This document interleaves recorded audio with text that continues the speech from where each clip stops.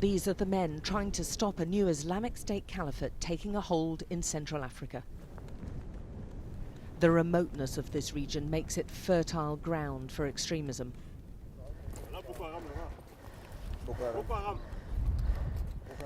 The soldiers suddenly see Boko Haram fighters in the distance. Right, they're saying they spotted the extremists. Oh look, they're running. BOKO swore allegiance to IS years ago, and their fighters are considered amongst the deadliest in the world. The terror group is mostly based in neighbouring Nigeria, but the border with Cameroon is open and porous.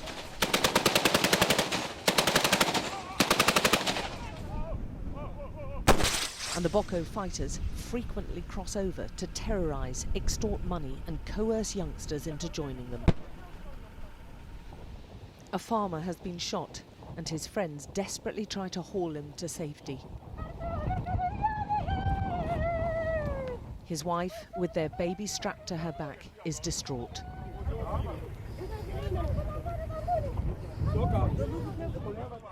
The soldiers frantically try to give first aid. The farmer has a deep wound to his abdomen and is struggling to breathe. He's rushed off to a military hospital. Well, this sort of thing happens all the time here. They've been fighting the scourge of Islamic extremism for years. So far, they're not winning. But they can't save the farmer. The extent of his injuries and the scarcity of resources here mean the odds were well against him. Another family's been left bereft by the terrorism here. We're given access to Boko Haram fighters who've been captured or given themselves up. They're under the protection of the Cameroon soldiers at this base, unable to reintegrate into their communities because of the fear and hatred felt towards them. Nearby are some of the vehicles the army seized from the terror group, adorned with familiar Islamic extremist flags, favoured also by IS. The BOKO fighters admit they share the same aims and ambitions of the Islamic State, only they want a caliphate here in Africa. We don't want the flag of any other country.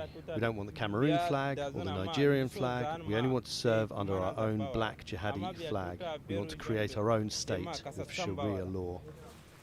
Whole communities have emptied. The border between Cameroon and Nigeria cuts right through this town called Amshide, where Boko Haram rampaged through hospitals and schools, burning down and destroying houses. The presence of the military has encouraged some of the villagers to return.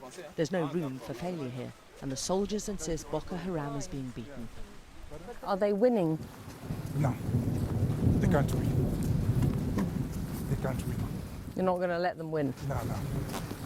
We can live them. We can live them.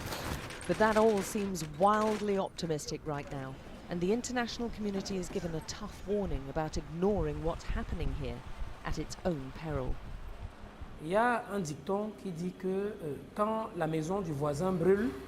There's a saying that when your neighbour's house is on fire, you should be ready with buckets of water at your own house, because after your neighbour's house has burnt down, your own house is going to burn. A global issue like terrorism and fundamentalism needs a global response. Il faut une réponse globale. The battle in the Lake Chad Basin has Cameroon and 4 of its neighbours pooling resources to fight this Islamic extremism, but all are stretched to the limit with no end in sight. Alex Crawford, Sky News in Cameroon.